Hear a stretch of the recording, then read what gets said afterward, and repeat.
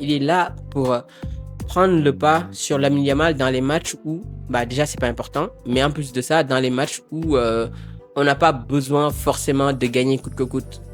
Donc oui, je suis content de la victoire, je dis pas, mais juste ce que je comprends en fait, c'est la quantité de risques que Flick a pris aujourd'hui pour ce match en fait. D'accord, il faut sécuriser la Liga, je comprends, mais tu vas jouer dans quelques jours un match où tu pars déjà avec un gros handicap, tu pars déjà avec 2 buts de retard.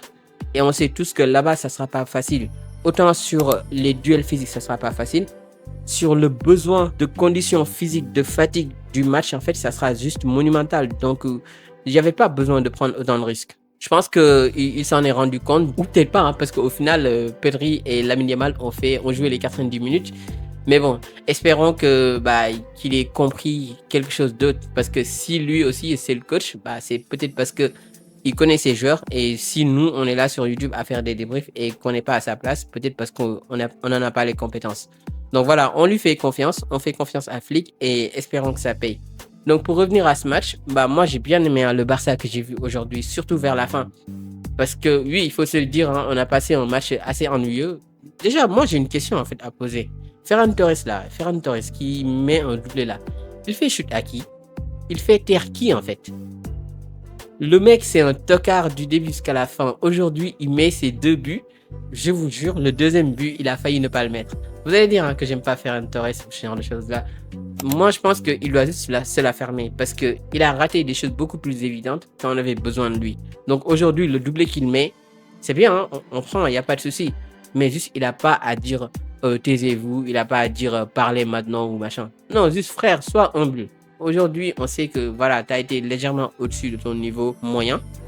Peut-être aussi parce que l'équipe d'en face a été faible, parce que je sais plus ça fait combien de temps l'Espagnol de Barcelone n'a pas gagné.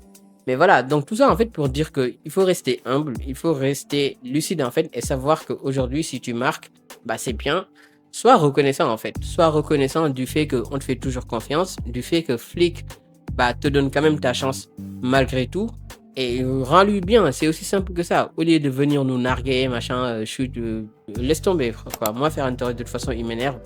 La saison prochaine, en fait, il sera pas là. Donc, voilà. S'il veut chambrer, grand bien lui fasse. Mais voilà, moi, c'est ce que j'avais à dire à ce propos. Parlons un peu maintenant de Baldé. Moi, Baldé, oh là là. Lamine Yamal, pied droit, fait des centres beaucoup plus travaillés et beaucoup plus précis que Baldé, pied gauche. C'est une dinguerie aujourd'hui le nombre de ballons que Baldé a envoyé au 3e poteau. Je vous jure, aujourd'hui, Cancelo m'a manqué.